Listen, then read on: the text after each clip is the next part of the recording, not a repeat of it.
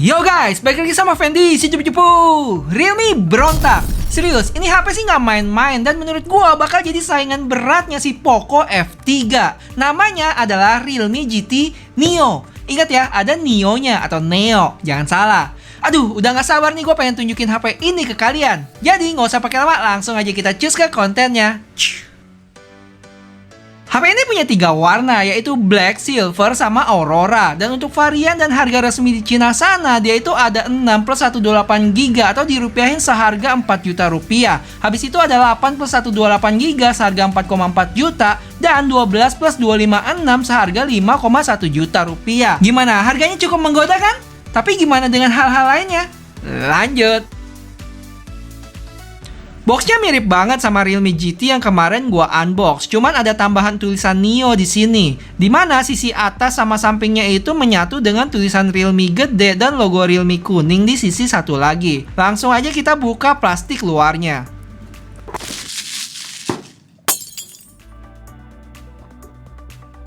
Setelah dibuka box luarnya, ada kotak putih panjang yang di bawahnya ada SIM ejector, dan di dalamnya ada buku petunjuk dan casing clear tapi agak gelap dikit. Terus di samping sini ada kabel chargeran Type A ke Type C. Lanjut ada HP-nya dan di dalam ngumpet chargeran 65 watt Super Dart. Terakhir kita keletekin plastiknya.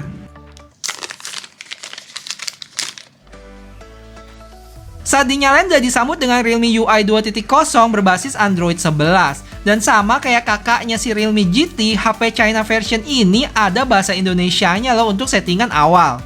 Untuk benchmark dia dapat skor Antutu 690.000. Tapi ingat ya, ini Antutu versi 9.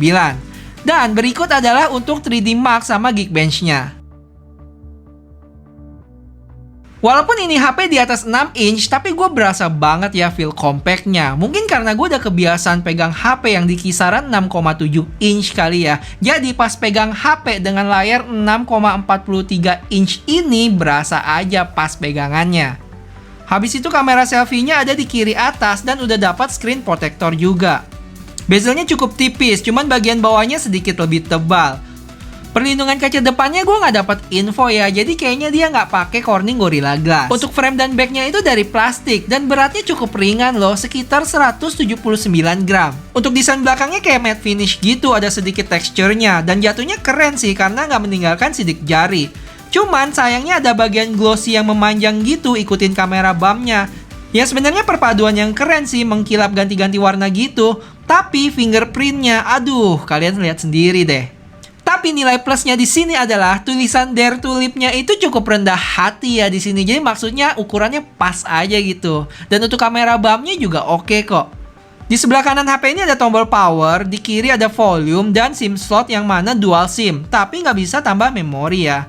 Di atas ada mic, dan di bawah ada headphone jack, mic lagi, port Type-C, dan speaker. Oke, sekarang kita ngomongin spesifikasinya. Mulai dari displaynya, yang mana dia punya ukuran 6,43 inch, Super AMOLED Full HD+, dengan refresh rate 120Hz, dan touch samplingnya itu 360Hz. Dari sisi performance, ini dia bintang kita, yang mana dia pakai chipset Dimensity 1200 dengan pabrikan 6 nanometer. Habis itu GPU-nya itu dia pakai Mali bentar, nyontek dulu. Mali G77 MC9. Habis itu dia punya LPDDR4X UFS 3.1. Dan dia juga punya cooling system yang namanya 3D Tempered VC Liquid Cooling. Dari sisi baterai dia punya kapasitas 4500 mAh yang mana udah support fast charging 50 watt. Cuman kita dapat chargerannya 65 watt loh. Yang mana diklaim dalam waktu 16 menit bisa mencapai 50%. Dari sisi kamera dia punya setup sama persis dengan kakaknya Realme GT, yaitu 64 megapiksel main dengan sensor IMX682, habis itu ada 8 megapiksel ultra wide, 2 megapiksel makro, dan untuk kamera selfie-nya 16 megapiksel. Dan untuk spek lainnya itu, HP ini adalah HP dual 5G, habis itu dual speaker dengan Dolby Atmos, NFC, terus punya 3,5 mili jack. Habis itu dia nggak punya IP certification dan nggak bisa tambah slot memori. Untuk fingerprintnya seperti biasa ya, agak bawah ditaruhnya. Tapi untuk unlocknya cukup cepet juga. Berikut adalah hasil suara dari speakernya. Lumayan oke ya ternyata suaranya.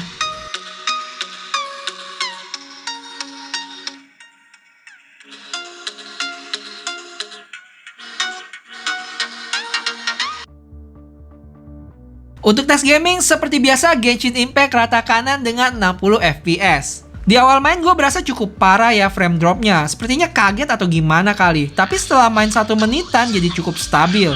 Terus di menit ke-10 mulai berasa sedikit frame drop di kisaran 35-50an fps. Tapi masih nyaman sih buat dimainin.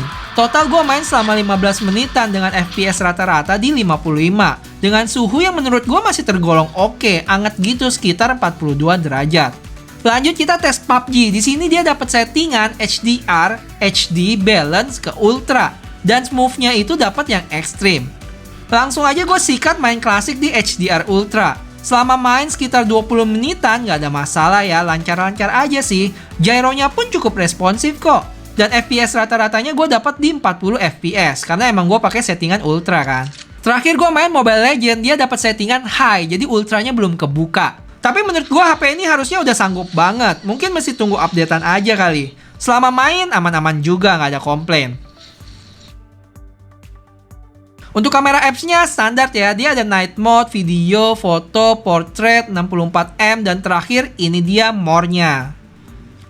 Resolusi video kamera belakang dia mentok di 4K 60 fps, sedangkan kamera depan 1080p 30 fps. Berikut adalah hasil foto dan videonya. Check it out. Yo guys, sekarang kalian lagi lihat di kamera depannya Realme GT Neo ya. Aduh gila. Niat banget ya gue ya, hujan-hujan kayak begini masih tes kamera. Coba kita lihat belakangnya ya, ketutupan payung nih.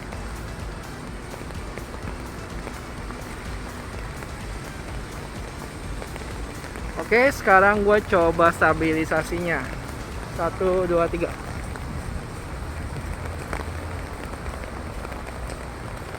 Oke, sekarang video 1080p 30 fps. Gimana?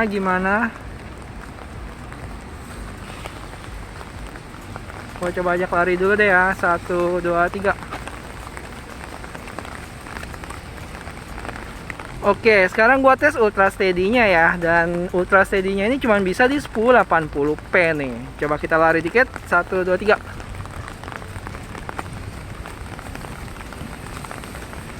Sekarang 1080p 60 fps.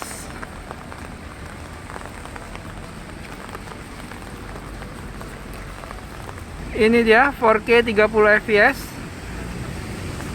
Awannya emang nggak ada apa-apa ya, karena emang mendung nih, jadi putih guys.